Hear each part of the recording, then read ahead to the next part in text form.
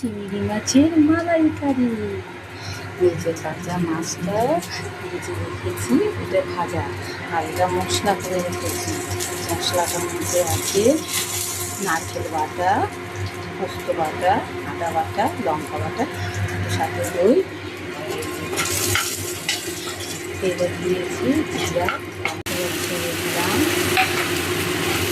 মশলাটা।